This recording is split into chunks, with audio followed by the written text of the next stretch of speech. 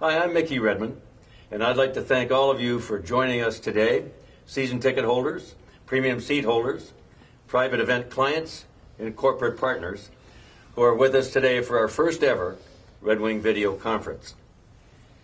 It's great to be able to reach out and talk to a great number of you in this manner. As I said, it's our first one, and Mr. Tom Wilson, Mr. Ken Holland, and myself will be here with you for an hour.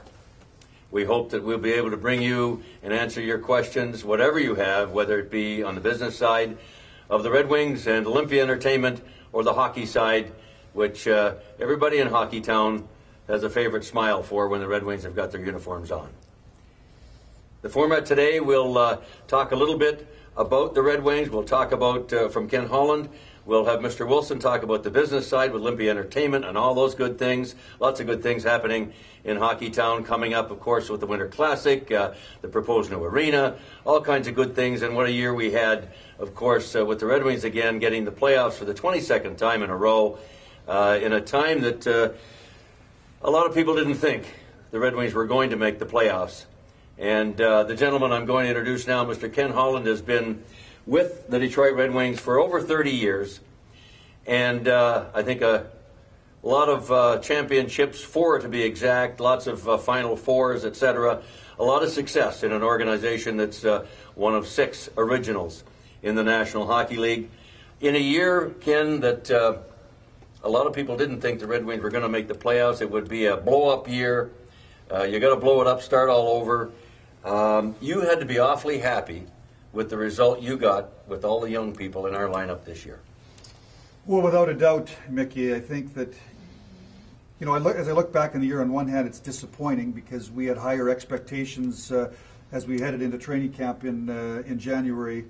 We hoped to compete for the division. We hoped to compete for the conference, and that was sort of out the window in short order with the way Chicago got out of the gate with the fastest start in NHL history.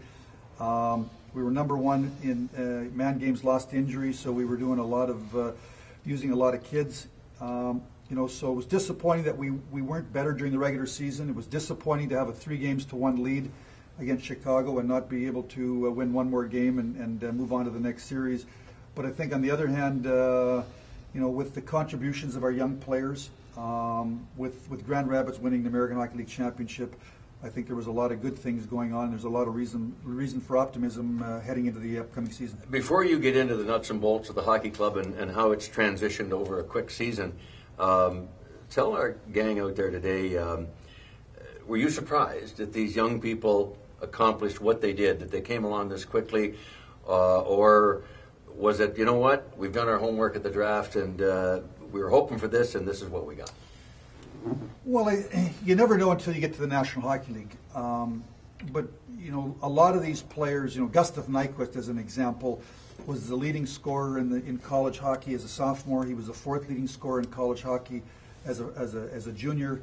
Last year, 2 seasons ago, as a rookie in the American Hockey League, he was in the top 10 in scoring as a rookie when we called him up in February. And then this past year, when we called him up, he was leading the American League in scoring. So, you've got a guy that's got I always go by the Guide and Record Book. The Guide and Record Book says that he's good at every level prior to the NHL. Now, you never know until they get to the National Hockey League, but, certainly he's an example of a player that we thought had the potential, but you never know until they get to the NHL. So we've got a lot of young players in the organization that have had a lot of successes in junior, in college, in Europe, and now in Grand Rapids.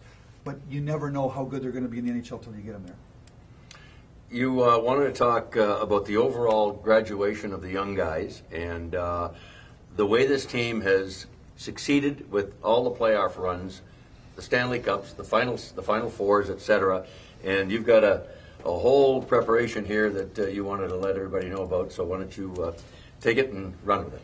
Well, I think first off, thrilled that we were able to qualify for the playoffs for 22 consecutive seasons.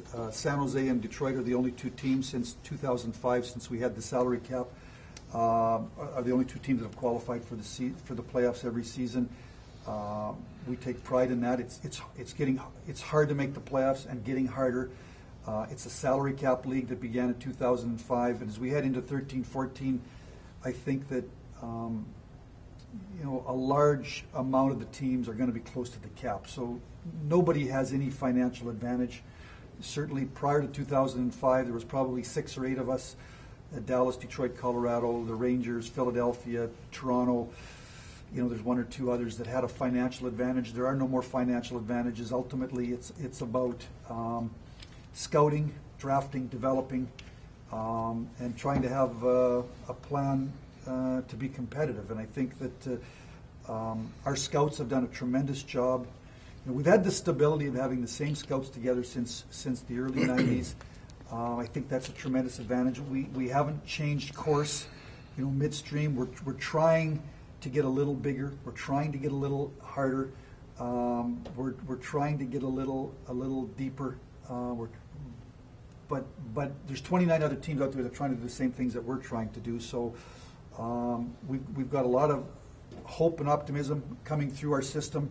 Talk about Grand Rapids. Obviously, they just won a Calder Cup championship, and when Detroit was eliminated against Chicago, we sent Nyquist down, we sent Anderson down, we sent DeKaiser down. He got healthy, got to play in the finals. Brian Lashow went down. Thomas Tatar was the American League MVP, playoff MVP with 16 goals. All 5 of those players are going to be in the National Hockey League next year. There's another few players in Detroit, in Grand Rapids, that also have a chance. When you think about Thomas Jurko, had a tremendous second half of his rookie year. He was a second-round draft pick. Riley Sheen, I think, had 15 or 16 points in the playoffs. He's a 6'2" center iceman, the first-round pick that played at Notre Dame. Landon Ferraro played real well. He was an early second-round pick of ours a few years ago. Luke Glendening played well, and there's some other players. And then players that played in the Martin Firk is a draft pick that played in Halifax. They won the Canadian Hockey League Memorial Cup Championship. He was an important member of that team, a right winger. We're turning Kelly Yarncroc pro next year. We're turning Ryan Sproul, who was the defenseman of the year in the Ontario Hockey League and also in the all across Canada. He's a right shot defenseman, 6'3". Xavier Ouellette was one of the best defensemen in the Quebec Junior League, played in Canada's World Junior team. Nick Jensen was the WCHA Defenseman of the Year.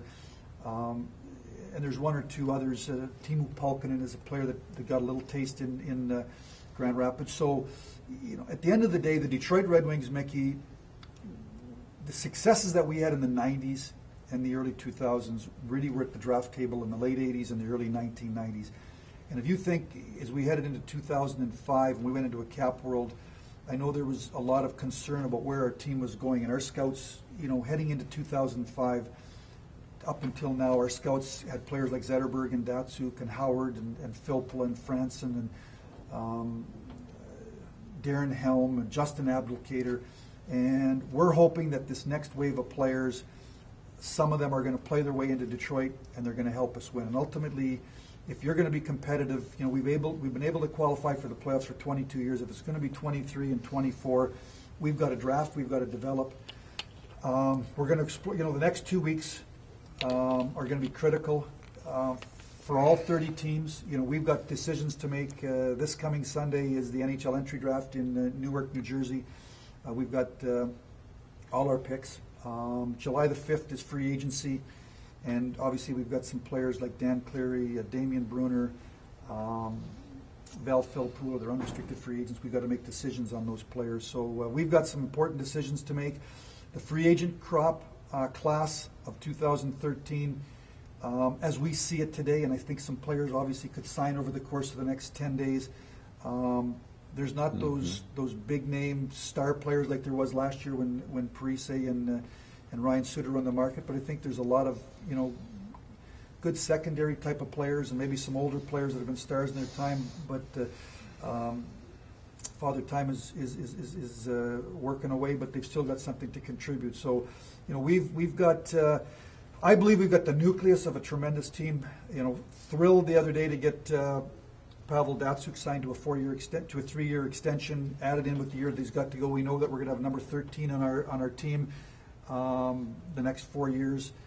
When you think about Zetterberg and Datsuk, Nick Cronwell's a tremendous player that's got 31 years of age with 6 more years to go in his contract. We signed Jimmy Howard to a 6-year extension in March. Jimmy's 29 years of age. I believe he can be one of the top 6 or 8 goaltenders in the National Hockey League, and I think you can't understate his contributions to our team in making the playoffs and getting us to Game 7 against Chicago in the second round of the playoffs, coming into the prime of his career. And then we've got a lot of, in my opinion, really good sort of secondary players behind those four guys. And I thought Jonathan Ericsson over the last couple of years has really developed into a really good shutdown player. I think when we lost Brad Stewart a year ago, I think Big E has moved into that role, and he's a big body, 6'5", that when we played Getzlav and Perry, big men, big forwards for the other team, you can put a guy like Ericsson on the ice. And again, he's 29 years of age. He's in the prime of his career. When I look at our defense, 2 years ago, somebody told me Jonathan Ericsson was our, I think he was our second youngest defenseman, and 2 years later, he's our second oldest defenseman. And obviously with Stewie leaving and Nick Lidstrom retiring and Brian Rafalski retiring, we've had to slowly overhaul our defense. And I think ultimately we got to draft and develop. We're trying to compete at the NHL level to make the playoffs. And I believe once you get in the playoffs, anybody has a chance to go on a playoff run. And you look at the two teams that are in the Stanley Cup Finals today. Boston was down 4-1 in Game 7 with 10 minutes to go against the Toronto Maple Leafs and fought their way out of it. And now they're in the Stanley Cup Finals. And we were up in the second round against Chicago, 3-1. Chicago dug out of it, and they're in the Stanley Cup Finals. Anybody can go on a playoff run. You got to qualify for the playoffs. There's not a lot to choose between most teams in the National Hockey League. And even though we were the 7th seed this year in the NHL with 56 points, the third most points in the West was LA with 60, and they were the 4th seed. From 60 points and 55 points was Columbus, who finished 9th. From 60 points to 55 points over a 48-game schedule was 3-9. 6 teams are within 5 points. And again, we were number 1 in the league in man games lost to injury. Loved to have had a healthy Helm all year. I think that was a big loss. I just got off the phone with Darren this morning. He's feeling better. We have a development camp in the middle of July in Traverse City. He's going to come with our young prospects, and got our fingers crossed that he's going to be able to hit the ice and practice out and feel good, and we can start to make plans that he's going to be back. I think that the development of Justin Abdelkader over the second half of the year. We talked about Jonathan Ericsson, the additions of the development of Jakob Kindl on defense. We have a young Brendan Smith who is 22 years of age. We signed Danny DeKeyser. He was a tremendous pickup for us. 30 teams in the league made presentations that wanted to sign him, and fortunately he's homegrown and he grew up. He was a Red Wing fan, and a year ago maybe a Danny DeKeyser would have felt there was opportunity elsewhere. If you come in and we've got Rafalski and Lidstrom and Cronwall and Stewart and Ericsson, but there was tremendous opportunity here, and that's really what we're trying to do. We're trying to build through the draft. We're trying to build with young players. At the same time, we're trying to have our older players, allow us to be competitive, mentor the young kids, and so I think that there's a tremendous amount of optimism and excitement heading into the off season, but obviously there's some uncertainty, and that's because of the unrestricted free agents. We've got some cap space. The cap is going, it's set at 64.3. The cap was 70.2, I believe, last year. It's going down to 64.3. We basically were around 64 million last year. Obviously, we signed Jimmy Howard, who went from a $2.25 million cap number to a $5.3 million cap number. Some of that cap money is going to be used up internally. We'd like to keep Jakob Kindl. He's restricted. He's due for a raise. You add some of these young kids. They're restricted. Smith's restricted free agent. We'll go to work with his agent. Nyquist is a restricted free agent. Anderson's a restricted free agent. So, there's a lot of kids. There's a lot of kids that are pushing for jobs in Detroit, which is good. Grand Rapids was, they played their first round against Houston. They were best of 5. They lost Game 4 at home. They had to win Game 5 against Houston to advance. They then played Toronto. They had to go into Toronto. Game 6, they were up 3-2. They were down 3-1 after 2 periods in Game 6. They scored 3 goals to win 4-3. The third round they played Oak City. They're up 3-2. Going into Game 6, they're leading 3-1 with 8 minutes to go. They lose that game 4-3 in regulation. They got to come back Game 7, win Game 7, and then in the finals against Syracuse. We were up 3-0 and lost games 4 and 5 at home in Grand Rapids in sold-out buildings. Close to 11,000 people in the rink. Great atmosphere, and our kids have to go on the road into Syracuse, who had won the Calder Cup a year ago and win Game 6. So those are experiences that our young kids, that we're hoping that are going to benefit our organization, that a lot of those young kids are going to be in Detroit one day and trying to qualify for the playoffs, and being down in a playoff series, they can fall back on those experiences that they had in the American League, and will help their development. So I think there was a lot of good things that happened. I'd like to, on this, congratulate Henrik Zetterberg, who was the NHL Foundation Award winner for community service. And Hank has done a lot of things in our community, and he's also involved in third world countries and trying to help.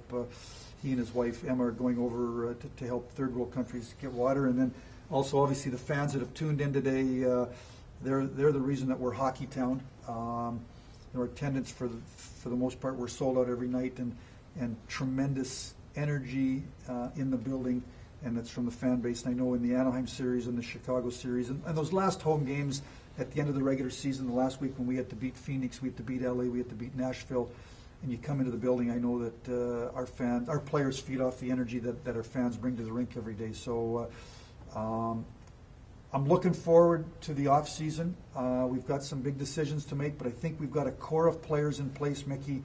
Like Zetterberg, Datsuk, Cronwell, Jimmy Howard. We've got a lot of secondary players. We've got to push the young kids from underneath. And Grand Rapids won the championship. Some of those players are going to be, 5 of those players are going to go to Grand Rapids: Lashoff, DeKaiser, Tatar, Nyquist, and Anderson. And then we're turning, Kelly Yarncroc-Poe, Timo Pulkkinen, Xavier Ouellette, Ryan Sproul, Martin Ferk, Merrick Taverden. We've got another group of players that our scouts have drafted, picked, selected, and we've made a decision that we should sign them to contracts, and that we think that they can continue to push through our organization. Not all are going to make it. Some are going to, end up being American leaguers or might move on. But I think we've got enough. I always deal in odds. If you've got 10 prospects, 6 will make it. All 10 aren't going to make it. So, we've got a lot of good young D. We're trying to overhaul our D, and not only with the age of our defense in Detroit. Other than Nick Cronwell, everybody's 29 years of age or younger. There's another group of defensemen that are Matthias Backman's a player that we signed. We're going to leave. He's a defenseman. He was one of the. He's a 20-year-old defenseman, played regular in the Swedish Elite League. We'll bring him to camp, and we'll send him back to play one more year in Sweden, and then turn him pro. So I think there's a lot of good things going on. But again, I can't. It's a really hard league. Your job's changed a little bit. Yeah, it's a great league. It's a great league.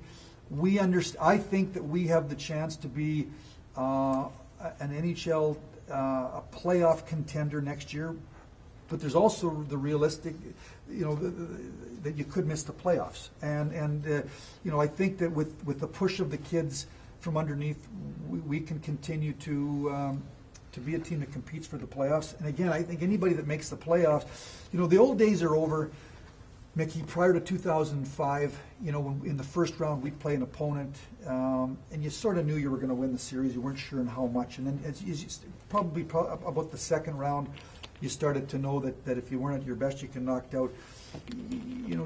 Anaheim was the 7th seed. We were the 2 seed. And if you look at the West, Chicago was the 1 seed, and the 5, 6, 7s won the first round. So 2, 3, and 4 were all eliminated in the first round of the playoffs in the West.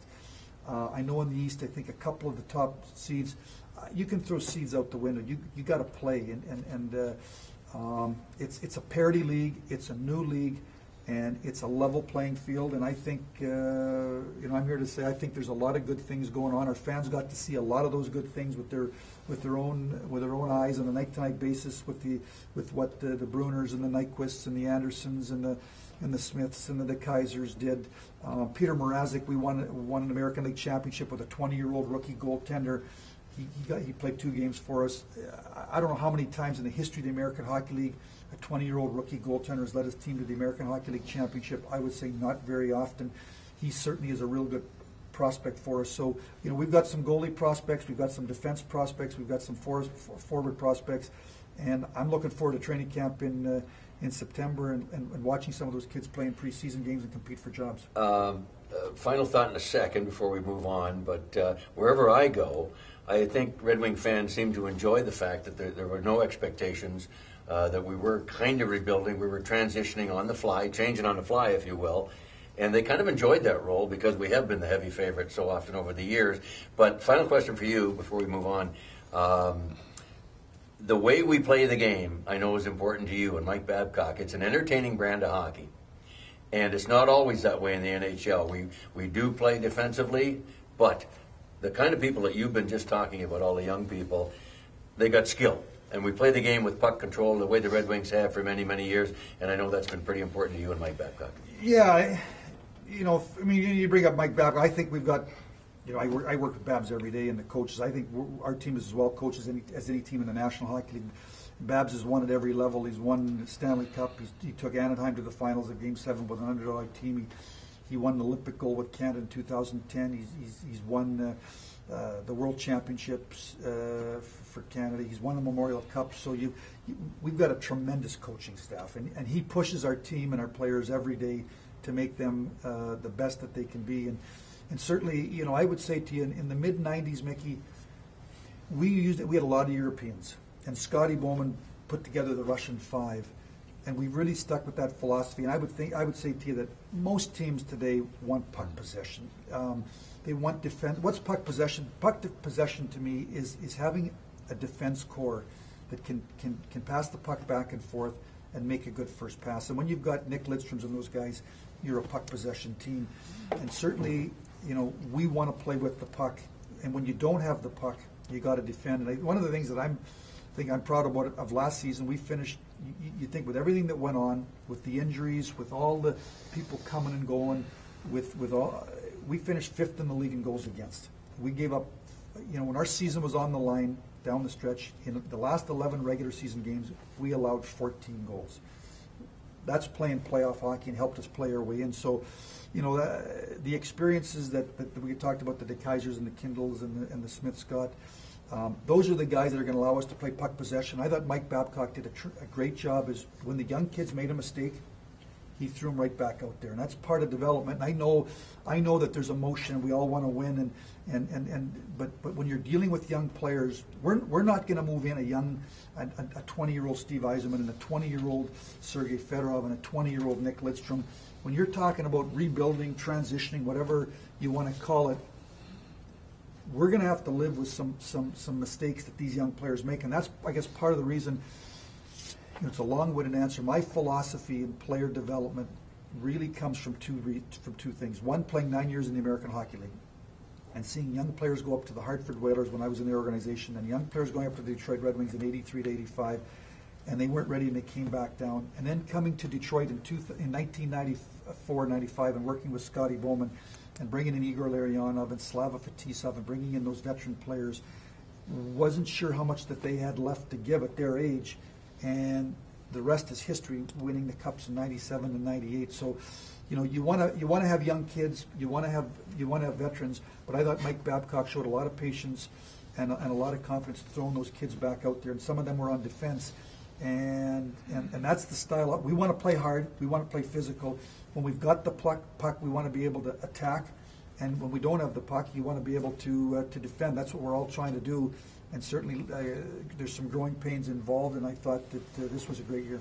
Well, thanks, Ken, for that. I know our fans really enjoy the way we play the game, and as an original six team, and we've been highly skilled, as the guys you've mentioned, Fedorov, Yzerman, and all the boys, Larionov down the line. And the kids have been great. We'll be back to you for some questions to wrap everything up. But at this point in time, let's go from the hockey side to the business side.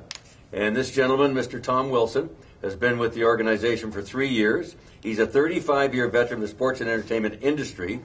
Some of you may not know that Tom is a Detroit native, having graduated from Cass Tech and Wayne State University. And Mr. Wilson, welcome, a late welcome 3 years later. 3 years of experience in the LH organization, Olympia Entertainment, the Red Wings. A little different from the world you came from before, but maybe not so different in the things that you deal with. Well, it's been really exciting, Mickey. And I should say first and foremost that we're all on the same page. I'd rather listen to Kenny and Mickey too, but we're here for balance.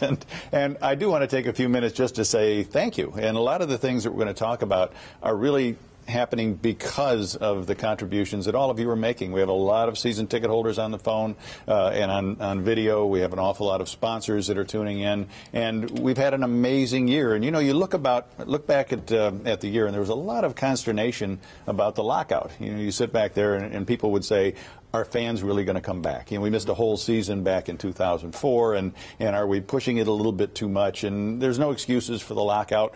But the good news is, it was over, and it's settled, and we have 8 to 10 years where all we have to concentrate on is the product on the ice and bringing the fans back and letting them enjoy hockey.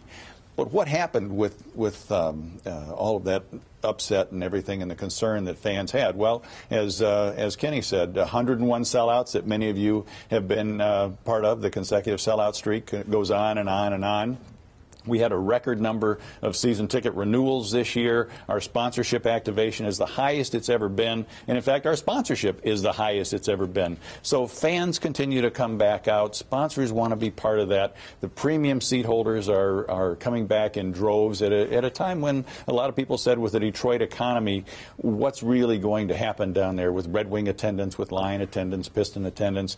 Red Wing fans and the power of this brand and the loyalty of the fans that are coming down here year after year, that's what helps make this product great. And Kenny does a remarkable job, the best general manager in all of sports. I say that privately, but I say it publicly to anybody who wants to ask. But you look at 22 years, that's a generation of hockey. And I always say, you know, the Red Wing fans come back, win or lose, they support us, win or lose, but we don't know. You know, that team's been, it's been 20 years since they've been put to that test. They just keep coming out to watch an amazing, amazing product that Kenny puts on the ice. So thank you all for your support and for giving it to us every single day of every single year. I also want to mention a lot of great things happened. You know, we were the most nationally televised team in all of hockey this year. 9 games coming out of an abbreviated season took place, originating here from the Joe Louis Arena. We had the highest rated regular season game in the history of hockey when we played the Blackhawks, other than Winter Classic games, and we'll talk a little bit more about the Winter Classic as we go on. Our television ratings, and people again said, will people come back? We were up 25% on Fox Sports, so we thank you for tuning in and watching every game, and I think a lot of that goes to a lot of the new faces that we're in and the excitement of what's going to happen here. We had a season that was it was probably more exciting and more in the balance than we've had in a long time, and I think everybody was adequately rewarded. So we also want to thank you, our Guest Connect program that we've put in so that we can hear you and hear you talk about what you like about coming to the games, what you struggle with coming to the games. We had a 10% increase in favorable responses, and that's a good thing. That means that we're hearing you, that you're taking the time to give us your response and your input, and hopefully we're reacting to that to make it a better night when you choose to come out to the Joe. Our social media, when you look at Facebook and everything like that, #1 in the entire league. And a lot of that's due to the loyalty that our fans have, and also the fact that we have fans everywhere. Kenny's done such a great job of bringing people in from all over the world that we have people following us in Finland, and we have people following us in Germany, and we have people following us in Sweden, and they're passionate fans that continue to support us every single day.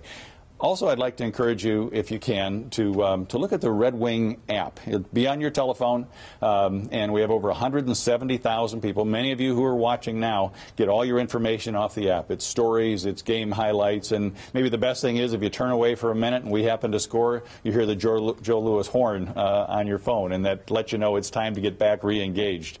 So I want to thank you again for all the things that you've done. First of all, we've got a survey that's come out to you in the last couple of weeks. If you can take some time to fill that out and get it back to us, as I say, everything that we do here in terms of providing service for you is dictated by the things that are important to you. So you tell us, a lot of times in surveys people want to say, well, I like this, I like this, I like this.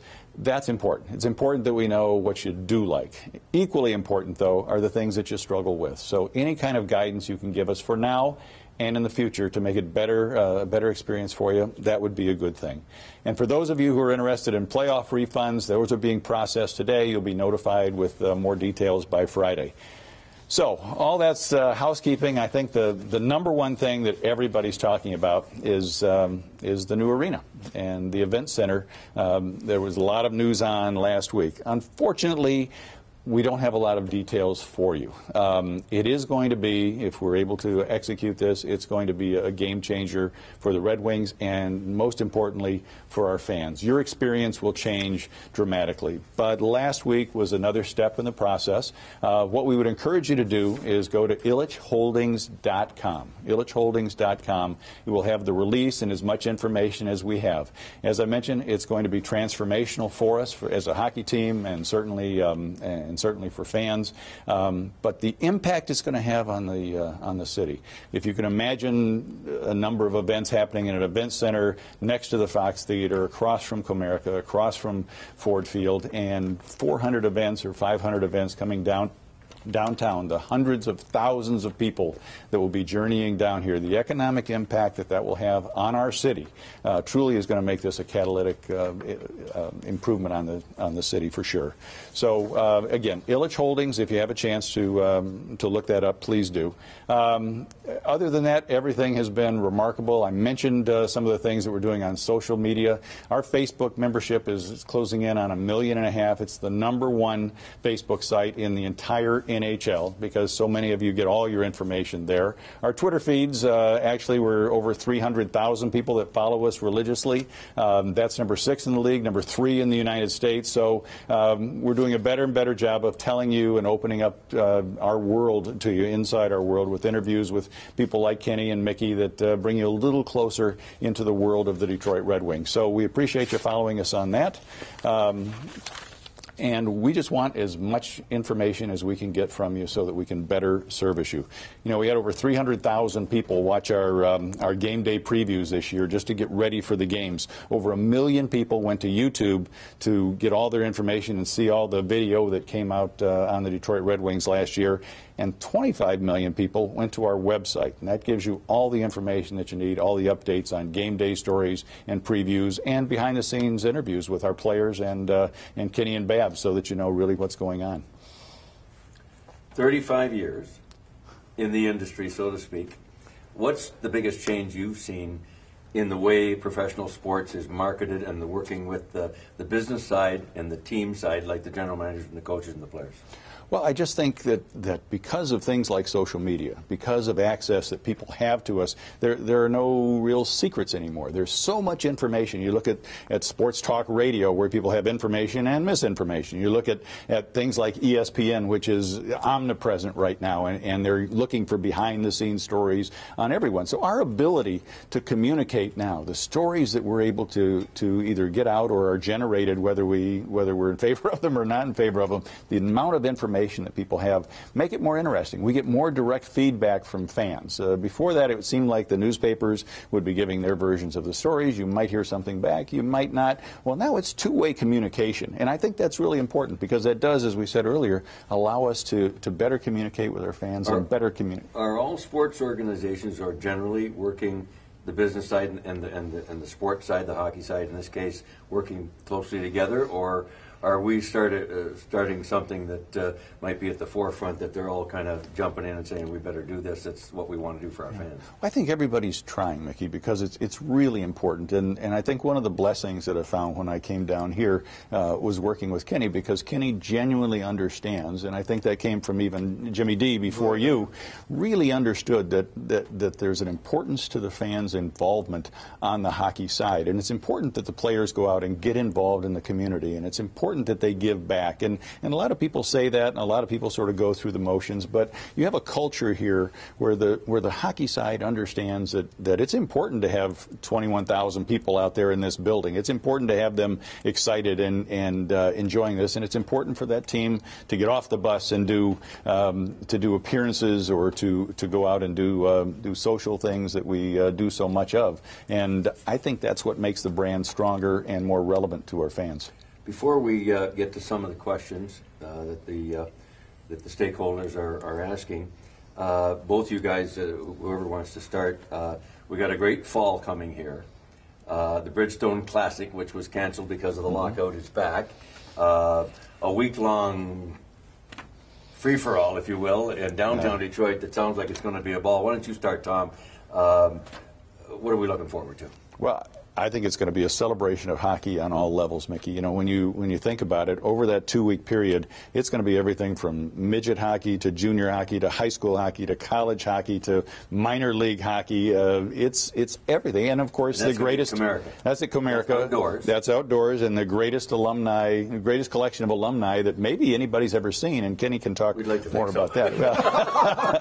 So some of us are working out already, right? You and I are old-time players from a long time ago. We learned how to play in the outdoor rink. Yeah, oh yeah, without a doubt. I mean, that's going to be Back a to your ball. roots, yeah. Watching, especially you get the kids out there playing, Yeah. and you know the 9 and 10-year-olds, let alone the American League and the junior leagues and the colleges, which are great providers to the NHL now. But I mean, just the ambiance of being in that stadium and having an outdoor venue is leading to the big show. You know, January 1st in Ann Arbor with Leafs and Red Wings. Well, you know, 2009 when we went to Wrigley Field, driving on the bus to Wrigley Field, you know, 3 or 3.5 hours before the game and seeing all those Hawk jerseys and Red Wing jerseys, there was incredible passion and energy in and outside the building. And then when the game went on, it was an incredible game. And I think they have 45, 50,000 people max. We're talking over 100,000 people, twice as many people. Leaf fans, Red Wing fans. I know Chris Draper has told me, you think of all the Drapes has played here over 1,000 games. Drapes told me that playing in the Winter Classic in 2009 was one of the highlights of his career. And you know, we won Stanley Cups and we've had a lot of highlights. So I remember when the game was over at Wrigley Field, walked through the locker room, and Nick Cromwell came to me and said, "Can we host one of these things?" I mean, the game was barely over; they're taking off their equipment. So I think that it's going to be, to what you said, I think it's going to be an incredible 2 weeks of celebration of hockey. I know Tom and his people are going to do some tremendous things at Comerica Park. I know it was real important to Mr. and Miss Zilich when the league came to us wanting to host the game at Ann Arbor at the Big House. It was important that we wanted to have, you know, downtown Detroit as the host of this game. So we found a solution that worked for the league and worked for our owners and worked for the city. So, you know, for 2 weeks there's going to be a lot of people downtown Detroit, and on the 1st of January we'll go to Ann Arbor and we'll have over 100,000 people at a game that means it's a divisional game. We're going east. The Toronto Maple Leafs and the Detroit Red Wings are in the same division, so it's going to be a huge 2 points and an incredible experience. From a marketing standpoint, what does that mean? Going to the East and having the Leafs and the Bruins and the Rangers and all the original. So now we're going to lose Chicago on a full-time basis like we have now, but having 4 of the original six back together has got to be a big deal. Well, it's one of the most exciting things that I think the Wings have been part of in a long time, Mickey. We've sort of paid our dues. We have. And you've paid them a lot on those airplane flights. But it does. It takes a toll, as Kenny's always talked about. It takes a toll, particularly when you're in the playoffs. Well, I'll tell you what, through it all, I mean, you got to be careful what you wish for, I think, but I think the biggest winners of all, our team will definitely have an advantage, just not traveling as much as we did, are going to be our fans. Absolutely. Because these start times, I mean, all those 9 o'clock, 10 o'clock, 11 o'clock start times on the West Coast, people are half asleep half the time. And You keep them awake. I try to keep awake. But, you know, now we're starting at 7:30 in the East, and you know, 90% of our games, I think it'll be a huge advantage for our stakeholders and followers. Oh, absolutely, and it's interesting. I guess it's the history of hockey, but everybody, no matter how many years we've played West, we've always thought East. So you're excited about playing Montreal again. You're excited about playing Boston again and Toronto. And so I think this is going to be one of those amazing years, almost like a once-in-a-lifetime year, where everybody's excited about every game. And the games aren't games. The games are events now. I think they're going to be of that magnitude this year, to the players and to the fans. Yeah. And, you know, Mickey, I was talking to the league schedule maker this morning because I'm dying to get the first draft, you know. Right. And we're going into New York on Tom and I on Thursday for a Board of Governor meeting, so we're anxious to see the first draft and kind of fine-tune it sometime, you know, in the next 2-3 weeks. Hopefully the schedule will be out. But, you know, we play 4 Bostons, 2 at home, 4 Torontos, 2 at home, 4 Montreals, 2 at home. We play 3 Pittsburghs. I think we get 2 at home. We play 3 Rangers, 3 Flyers. 3 Washingtons. We still get Chicago home and away. We get all the teams in the Western Conference home and away. So I'm like Tom. I think this is going to be a unique year because we've been in the West for so long. I think it's going to be. I know. At the end of the year, when I was talking to Z and Pav and Nick Cronwell and our vets, they're excited about facing all those new teams. All those teams from it's going to be exciting. And there's always seems to be a little extra buzz in the air when those Torontos and Montreals and Bostons are in town. There's a lot of because they're fans. They travel too, and there's always seem to be 1,000 or 1,500 fans from the opponent here in the building. So there's a great atmosphere. I may have said 4. Of course, there are going to be 5 original 6. The only ones out are Chicago, but in our conference, just a few less. But the point is, we got 5. We'll be playing each other a lot, and you're right. When we get 2 original 6 jerseys together, there's always a buzz in the air that a lot of people you can't pay enough to package something like that. It takes you back. It takes me back to Maple Leaf Gardens, Montreal Forum, and all the old stuff that went on. But anyway, it was a great year. A lot of learning curve, as I said, straight up. The kids did really well, and unexpected, I think, by most people. But everybody around town seems to be pretty excited about what we did accomplish and where we're going, having been, basically field designing and changing on the fly. Yeah, I mean, I think you've said it all. I mean, obviously, first off, thanks to the fans for supporting us. Without the support of the fans, you're not in the National Hockey League. We've got incredible support. My wife and I have lived here since 1994 out in Northville and Farmington Hills, and incredible passion of the people for all their teams, and especially obviously because I'm with the Red Wings. So thank them for coming on here today. Thanks for their support, and I think that again, we're trying to put a team on the ice that the fans are proud of. We're trying to put a team on the ice that we think gives us a chance to be a playoff team. We'd love to win another championship. That's the ultimate goal, is to try to have one more parade down Woodward, and I think that there's a lot of good things going on behind the scenes, and it's a credit to our scouting staff. Jeff Blashill does a tremendous job in Grand Rapids in developing our young players. Mike Babcock has put our young players on the ice. So there's a lot of reason for optimism, and thrilled, obviously, that we get Pav back for 3 more years. We wish you well at the draft. Tom, your final thoughts as we go into the fall, which there's so much happening. Where do you start? It's going to be a great year to be involved with the Red Wings. And I think just what you see down here with the Red Wings is really a complete team effort. It starts with ownership and their undying commitment to winning hockey games and winning championships. It flows through the best general manager and the best coach in the sports, and all the way down to the best fans and the most supportive fans that anyone could hope for. So between all of that, it hopefully will be another great year, and we'll be looking for 23, right? Guys, thanks very much. It's time for us to say goodbye. And for everybody that joined us out there today, our season ticket holders, our suite holders, our sponsors, we hope to see you in the fall. We're calling you our stakeholders. We're all in this thing together, and we'll see you at the rink.